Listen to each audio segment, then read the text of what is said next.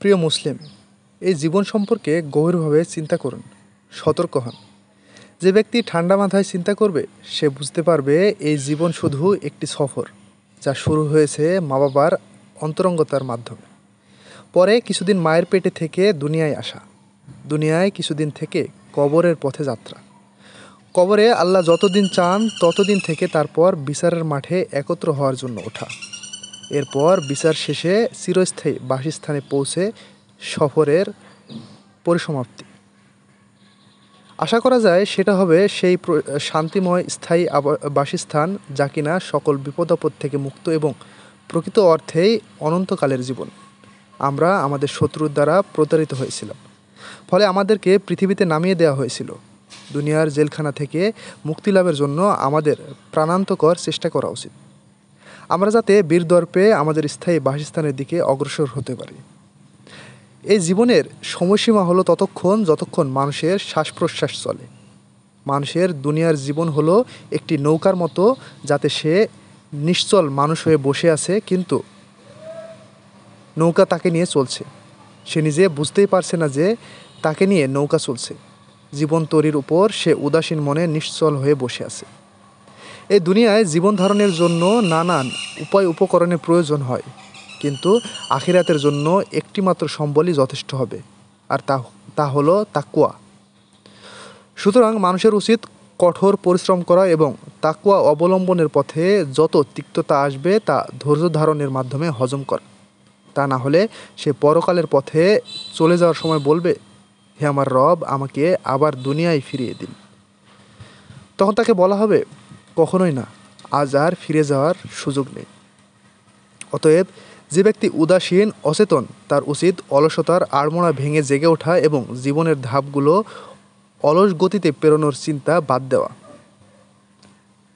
জীবনে চলতি পথে আল্লাহ বান্দাদেরকে তার কিছু নিদর্শন এই উদ্দেশ্যে দেখিয়ে থাকেন, যাতে এই নিদর্শন সমূহের মাধ্যমে তাদের অন্তরে আল্লাহর প্রতি ভয় তৈরি হয়, যা তাদের সরল ও সঠিক পথে অটল থাকতে সাহায্য করে। আল্লাহর নিদর্শন প্রত্যক্ষকারী বান্দাকে যদি এই দুনিয়ার কোনো উপকরণ তার গন্তব্য তথা সরল পথ থেকে সরিয়ে দেয়, তবে তার উচিত হবে সেই উপকরণ বর্জন করে আল্লাহর পথে ফিরে আসা, আর একই সাথে নিজের পাপের জন্য আল্লাহর কাছে তওবা করা। এত কিছুর পরেও বাস্তবতা আমাদেরকে ভিন্ন চিত্র দেখায়। এখানে বেশিরভাগ লোকই দুনিয়ার প্রতি আসক্ত। আজকালকার লোকেদের জীবনযাপন খেয়াল করলে আশ্চর্যান্বিত হয়ে যাবেন। দুনিয়ার জীবনের স্বার্থে লেনদেন করার সময় তারা খুব সক্রিয় ও প্রাণবন্ত থাকে। তাদের কেউ হয়তো খুব মামুলি কোনো জিনিস কিনতেও অনেক সময় ব্যয় করে ফেলে, অথচ তাকে যদি মসজিদে দেখেন তাহলে দেখবেন সে সালাত আদায় করে খুব তাড়াহুড়োর সাথে। সালাতের হক আদায়ে সে ভীষণ বেখেয়াল। সে রুকু সেজদা ঠিকমতো আদায় করে না। এর ধাপগুলোও সে নিখুঁতভাবে অনুসরণ করে না। মনে হয় যেন সে সালাতে ইমামের সাথে প্রতিযোগিতা করছে। সালাত আদায়ের সময় তার মন থাকে সালাতের বাইরে। সালাতে আল্লাহর ভয় আর বিনয় থাকে না বললেই চলে।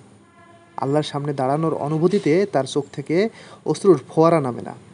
সে আরও অনেকের মতো দুনিয়ার জীবন নিয়ে চিন্তিত থাকে, কিন্তু আবশ্যকীয় কিংবা ফজিলতপূর্ণ ইবাদত ছুটে গেলেও তার মনে কোনো অস্বস্তি বা যাতনা সে অনুভব করে না।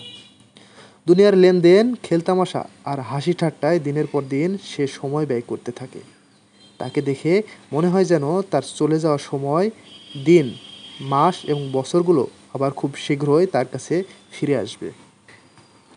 এজন্য এটি খুব আশ্চর্যের বিষয় যে কেউ পরকালের চিরস্থায়ী ঘর অর্থাৎ জান্নাত বা জাহান্নামের অস্তিত্বে বিশ্বাস করে, অথচ কঠোর পরিশ্রম করে থাকে দুনিয়া নামক মরীচিকার পেছনে। আল্লাহ যাদের ভালোবাসেন তাদেরকে তিনি এই দুনিয়ার মোহ থেকে সেভাবে রক্ষা করেন, যেভাবে আমাদের কেউ অসুস্থ হলে তাকে আমরা পানি থেকে নিরাপদ দূরত্বে রাখি।